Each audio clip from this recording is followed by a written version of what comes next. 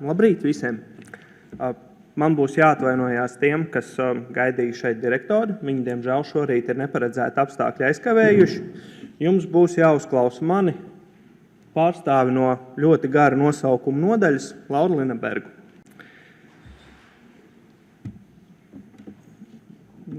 Prezentāciju rakstīju, godīgi sakot, vakar, pabeidzu 2:00.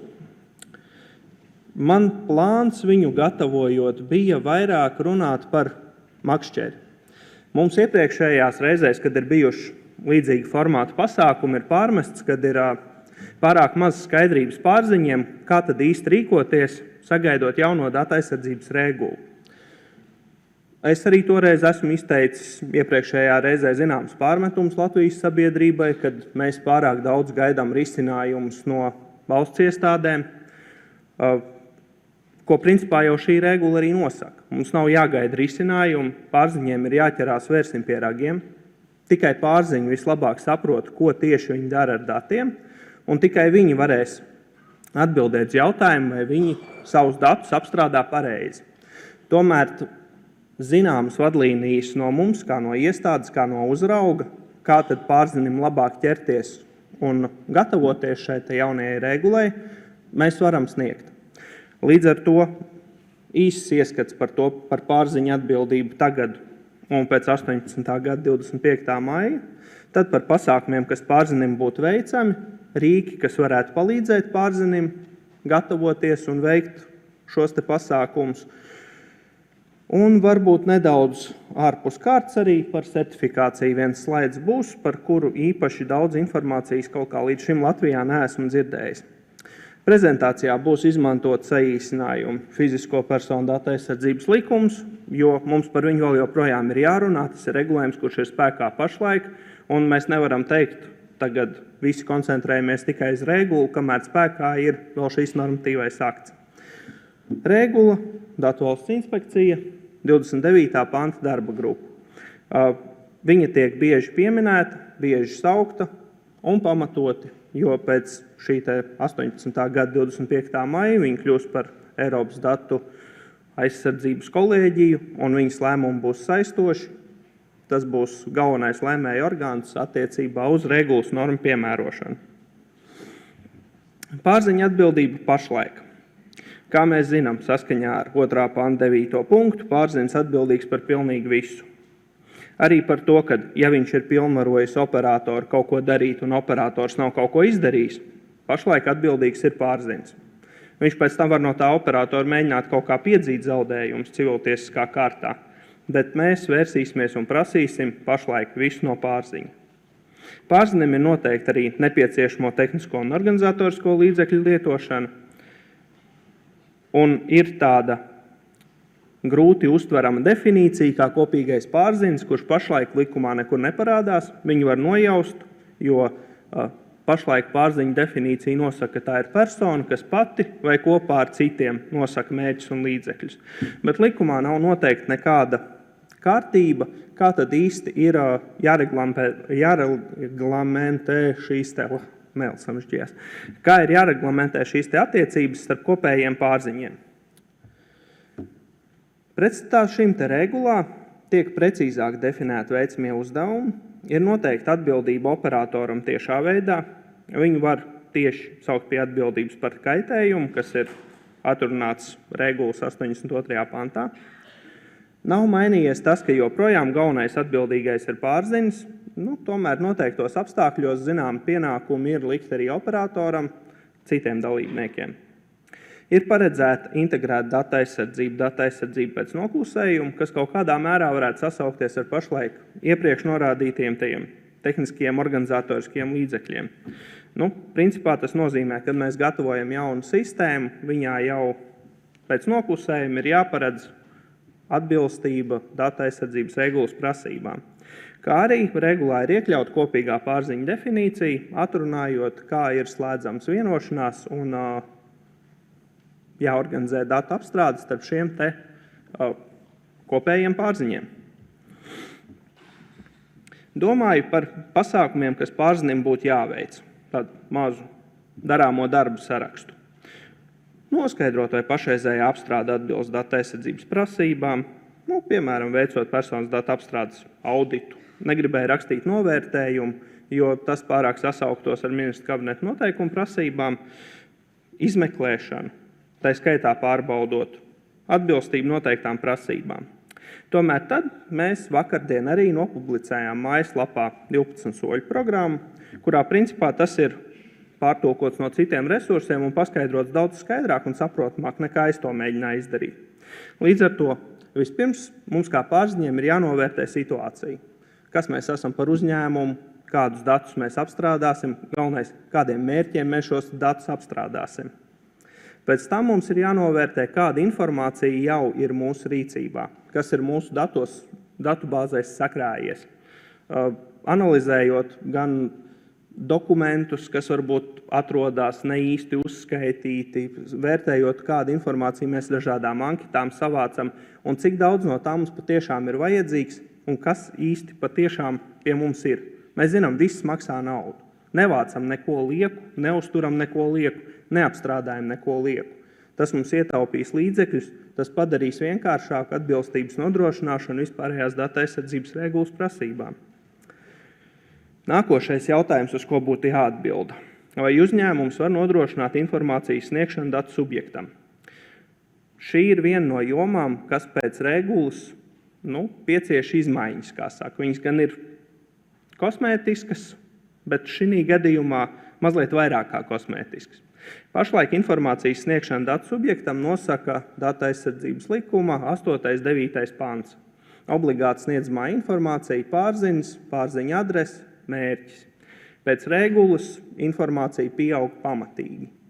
Vienlaicīgi mums kā pārziņam jāvar nodrošināt, lai šī informācija datu subjektam būtu uztverama, saprotama un viņš spētu izlasīt to, ko mēs viņam pasakam. Līdz ar to tas būtu nākošais 3. solis, mums būtu kā pārziņiem jāizstrādā plāns, kā šo informāciju datu subjektam saprātīgi sniegt.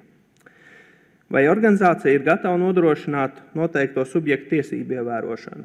Regula noteiks virkni jaunas tiesības datu subjektiem, tiesības tikt aizmirstam, tiesības ar datu pārnesamību, un tas īpaši lielākiem uzņēmumiem varētu sagādāt nopietnas problēmas pielāgošanā, jo mums ir jāvar atlasīt noteikts datu kopas par konkrētu personu, nodot viņam, nodot citam pārzinim, izdzēst.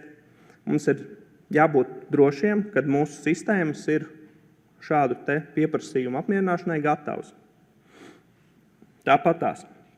Vai organizācijas spēs sniegt atbildi uz datu subjekta informācijas pieprasījumu? Arī pašlaik datu subjektam ir plašas tiesības iegūt informāciju no pārziņa par to, kādā veidā viņas dati tiek apstrādāti. Pēc regulas šīs tiesības būs plašākas, pamatīgāk nostiprinātas. Mēs varam mēģināt kā pārziņa veikt stresa testus, rakstīt dažādu veidu iesniegumus paši sev un analizēt, vai mēs spēsim atrast noteiktu informāciju nepieciešamajos termiņos. Jo termiņu neievērošana būs vai nu pastiprinošs apstākļus. Ja mēs nepagūsim sniegt visu informāciju un vēl nelaikā, tas sašutušais datu subjekts nāks pie uzraudzības iestādes, un uzraudzības iestādē būs jāiet un jāstāsta, kas tur īsti ir noticis. Vai visi organizācijas apstrādātie personas dati tiek apstrādāti ar atbilstošu tiesisko pamatu? Tad, kad jūs būsiet veikuši šo otro soli, kāda informācija ir jūsu rīcībā, un kad jūs būsiet pārbaudījuši, kādiem mērķiem, kāda informācija tiek iegūta, ir jāveic šis loģiskais solis. Vai visa informācija tiek apstrādāta ar tiesisku pamatu? Vai mums ir tiesības iegūt visu to informāciju, kas mums jau ir un ko mēs vēl tikai plānojam iegūt? Nākošais. Izvērtējumi, vai saņemtās datu subjektu piekrišanas atbilst normatīvo aktu prasībām. Šis ir tāds arī pietiekoši jūtīgs temats, jo mums ir tendence sagatavot dažādus viltīgus veidus, kā iegūt šo datu subjektu piekrišanu, kur varbūt arī krietnā daļā gadījumu nav vajadzīgi.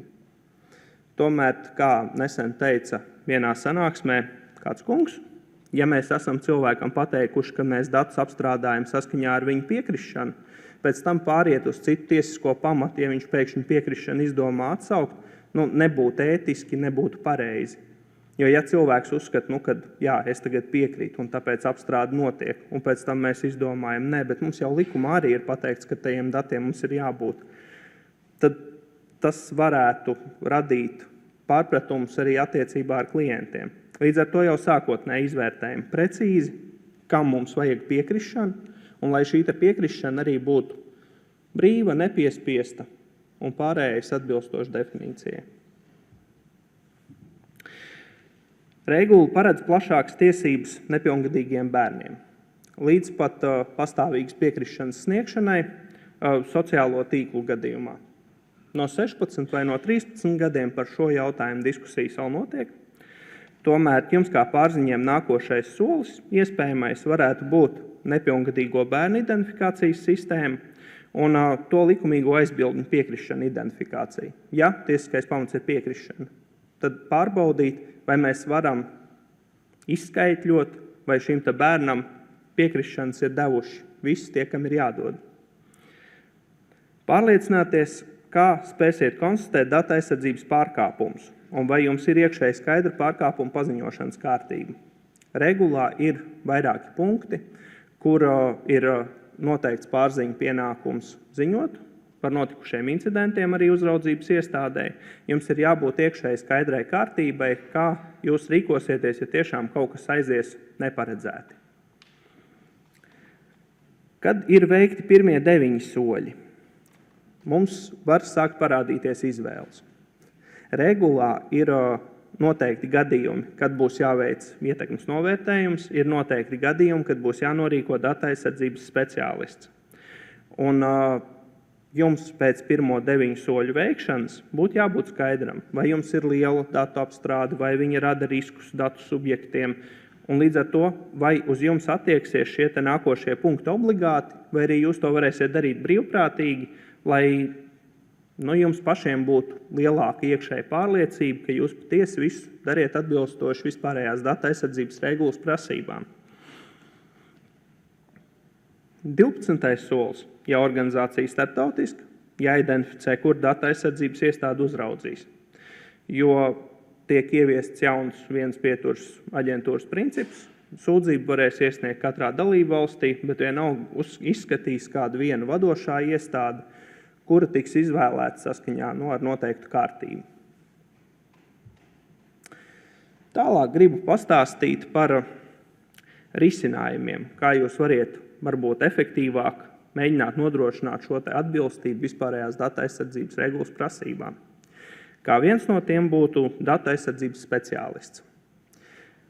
Regulā pretstatā pašlaik Latvijā spēkā esošajai kārtībai nav noteikti skaidra, precīza speciālista apmācības kārtība.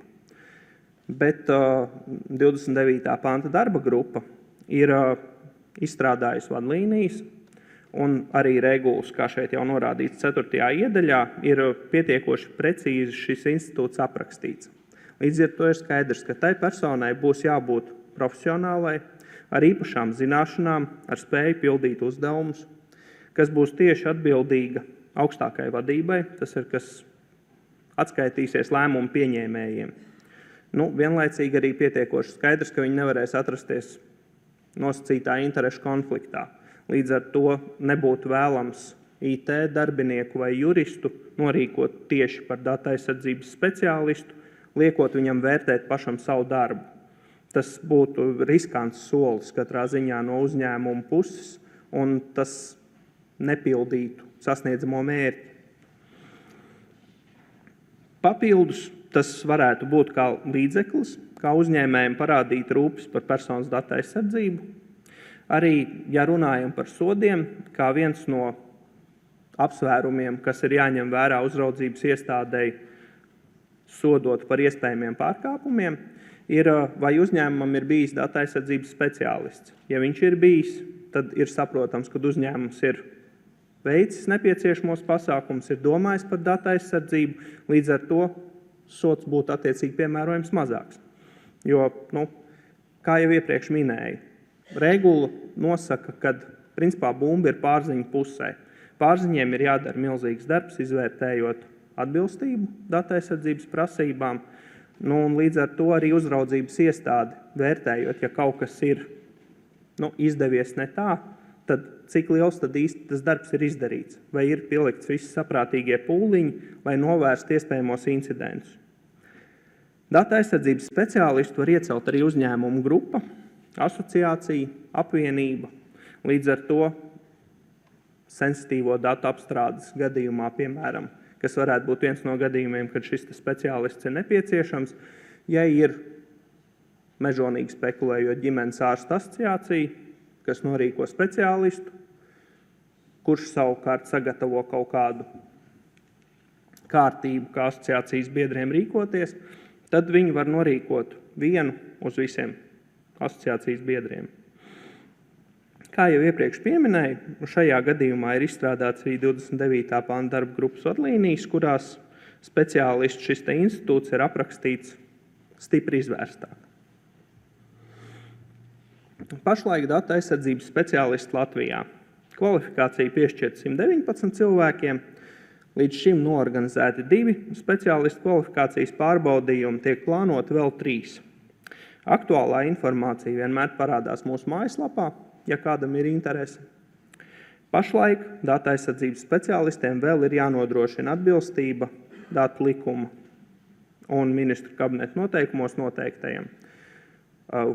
Kādas būs prasības attiecībā uz speciālistu kvalifikāciju, certifikāciju, liekam šeit jebkuru vārdu gandrīz iekšā, pēc 18. gada 25. maija jums pašlaik komentēt nevaru. Ir vēl viens iespējams risinājums efektīvāks personas datu apstrādes atbilstības nodrošināšanai – rīcības kodeks. Pašreizējās prasības datu aizsardzības dokumentācijas izstrādē, mēs zinām, ir noteikts ministru kabineta noteikumos numur 40, un viņas ir ļoti vienkāršotas. 7 punkti, jums ir jābūt tam, jums ir jābūt šitam, tad viss ir kārtībā. Muļķīgais ir, kad šīs prasības ir vienādas gan juridiskām, gan fiziskām personām. Nav paredzēts īsti mehānisms, kā uzņēmumi, kuriem principā šie noteikumi varētu būt vienādi, tikai izmainot varbūt uzņēmumu nosaukums. Kā viņi var sadarboties, lai ietaupītu resursus šāda dokumenta izstrādē. Regula šo jautājumu domāju, ka cenšas risināt, ka noteikts apvienības, uzņēmumi, līdzīgi domājošie, var gatavot iekšējos dokumentus, kur tiek saskaņoti ar uzraugošo iestādi, kur tiek aprakstīti procesi iestādē un norādīts, kā šie procesi būtu organizējami, lai tiktu nodrošināta atbilstība vispārējo datu aizsardzības regulas prasībām. Līdz ar to, ja mēs šādam rīcības kodeksam pievienojamies, atkal jau nav izslēgts, ka negadījumi notiek. Negadījumi var notikt jebkurā gadījumā, bet tas ir vēl viens faktors, kas tiek ņemts vērā, kad tiek vērtēts pārkāpums. Kad, ja šis rīcības kodeks ir bijis, viņš ir bijis saskaņots ar mums, viņam ir sekots, tad īsti nevar to pārzini vainot, ja kaut kas ir aizgājis greizi. Bet ir arī atsevišķs pārkāpums paredzēts, ja šis rīcības kodeks ir bijis un kāds ir apņēmies viņu ievērot, viņš viņu tomēr nav ievērojis. Bet tas jau ir stāsts pie sodiem. Un vēl viens risinājums efektīvas personas datu apstrādes atbilstības nodrošināšanai ir šis ietekmes novērtējums. Tāpat kā speciālists, viņš ir obligāts noteiktos gadījumos, bet nav izslēgts, kad pārziņi, lai labāk izprastu savu veikto datu apstrādi, viņu var veikt arī brīvprātīgi. Ja tas nav noteikts regulā kā obligāts, tāpatās viņu var ņemt un taisīt. Kā šeit jau ir norādīts, uzraudzības iestādē tiks izstrādāt un publicēt saraksti ar apstrādes darbības veidiem, attiecībā uz kuriem jāveic novērtējums. Pašlaik tā pirmsvērtējot, spekulējot, pieņem, kad tas, kas pašlaik ir noteikts fizisko personu datu aizsardzības likuma 21. pantā un ir reģistrējams, attiecībā uz šiem datu apstrādes veidiem varētu būt nepieciešams arī ietekmes novērtējums. Tā, un kā mazs spikers attiecībā uz ietekmes novērtējumiem varētu būt, pašlaik ir ministra kabineta noteikumi no 2015. gada maija numur 216 par kārtību, kā ir veicams personas datu apstrādes atbilstības novērtējums. Pašlaik viņš ir obligāts tikai valsts un pašvaldību iestādēm, tomēr viņš ir labs spikers ietekmes novērtējumu veikšanai. Pārziņas ziņā būs pašam izvēlēties, vai viņš veic ietekmes novērtējumu pašu spēkiem, sadarbībā ar savu datu aizsardzības speciālistu vai piesaist ietekmes kaut kādu novērtētāju kā ārpakalpojumu. Tomēr jau atkal. Pārziņam pašam jāvērtē, ja kaut kas aiziet greizi, tad tiek vērtēts pieliktās pūles. Ir vēl maz apspriests jautājums kā certifikācija. Certifikācija ir brīvprātīga, certifikācija nemazina atbildību, certifikācijas, kā saka, iespējams galvenais plus jūsu acīs varētu būt, ka certifikācija var nodot vēstījumu jūsu klientiem. Tas nozīmēs, ka jūs būsiet izstrādājuši arī kaut kādas kārtības, kā notiek noteikts datu apstrādes jūsu uzņēmumā.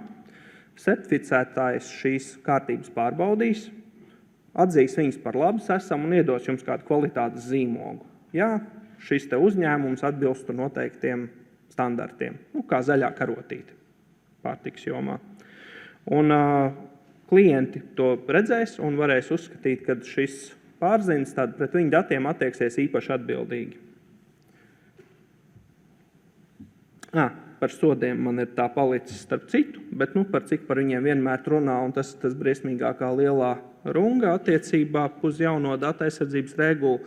Par mazākiem pārkāpumiem sods 10 miljoni vai 2% no kopējā visā pasaulē gūtā gada apgrozījuma, atkarībā no tā, kurš lielāks. Vai nopietnāk pārbaudījumu gadījumā, tāda reiz 20 miljonu vai līdz 4%. Nevajadzētu ciklēties uz lielāko ciparu. Jā, un tad vēl daļa no makšķeres par saitēm. Iespējams, ka jums varētu tālākā darbībā noderēt ziņas jaunumu no Datu valsts inspekcijas. Tagad arī izvērstāk skaidrojums par to 12 soļu slaidiem, kuri tika iepriekš norādīti ar komentāru zem katra soļa, būs tur atrodami. Tad publikācijas no starptautiskās sadarbības jaunumu par starptautisko sadarbību, tā skaitā 29. panta darba grupas izstrādātās vadlīnijas, kurām reizēm ir tendence pielaboties, ir īpaši tagad, kad notiek aktīvs darbs pie viņa izstrādes. Tomēr pašlaik tur nopublicētās 3, tā kā diez vai tuvākajā laikā mainīsies. 29. panta darba grupas viedokļu links, kur mēs atrodam milzums daudz dažādus viedokļus par dažādām datu apstrādēm, par dažādām situācijām, kuras pašlaik nav saistošas, tomēr ir vērā ņemamas, arī mēs viņus lasām un pieņemot lēmumus un vērtējot dažādas situācijas, ņemam to vērā. Bet, kā jau minēju, 29. panta darba grupa transformējās par kolēģiju, līdz ar to viņas ar lielu iespējamību būs arī tā kā oficiāls interpretācijas avots. Un visbeidzot, Datu valsts inspekcija arī ir Facebookā un Twitterī. Es esmu ļoti steidzies, atvainojos par to, bet ceru, ka informāciju sniedzu pietiekoši daudz. Esmu gatavs jautājumiem.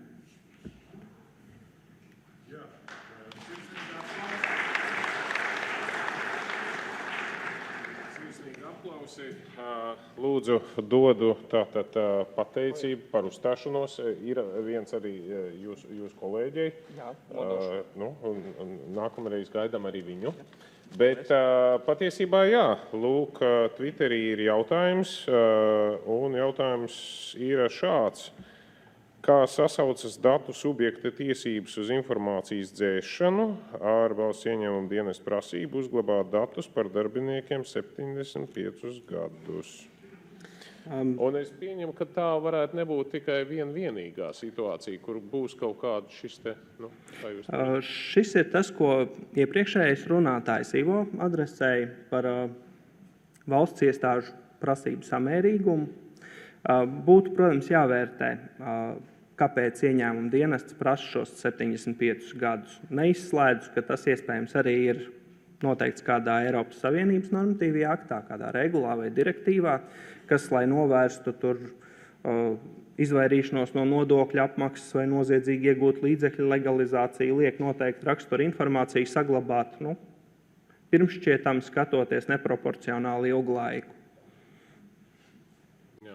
Un par tiesībām aizmirstam, ja prasības šo informāciju glabāt ir noteikts likumā, tad uz viņām datu subjektu tiesības tikt aizmirstam visticamākais jau, ka nevarēs attiecināt. Bet ir tāds sajūta, ka būs tāds neliels, teiksim tā, pārējais periods, kurā vajadzēs varbūt bišķi vairāk uzmanību pievērst tieši arī konsultēšanai un tā. Jo, ja es pareizi saprotu, tad jūsu pārziņā tomēr būs arī kaut kādas, zināmas pārbaudas vai kaut kādi skaidrojumi. Principā mēs pašlaik atrodamies pārējais periodā. Regula jau ir pieņemta, bet viņi vēl netiek piemērota. Līdz ar to pašlaik ir šis pārējais periods. Ar konsultēšanu mēs cik varam, tik daram. Visi, tie, kas ir mums mēģinājuši sazvanīt, droši vien zina, cik grūti to ir izdarīt, un kad mums tas telefons ir pietiekoši karsts visu laiku. Attiecībā uz, teiksim, kaut kādu mīkstāku piemērošanas periodu, ja tā var izteikties, tas nav pilnībā mūsu pārziņā, jo regulas viens no galvenajiem mērķiem ir harmonizēta piemērošana Eiropas Savienībā, un ja citi tā neuzskatīs, mums būs jādara tā kā visi, jo mēs nevarēsim kļūt par tādu mazo datu aizsardzības mīnus vietu, kur varēs nākt visi mazāk apzinīgie pārziņi, zinot, ka šeit jau mēs tā kā izvairīsimies. Tā nebūs. Jā. Labi, teiksim vēlreiz paldies.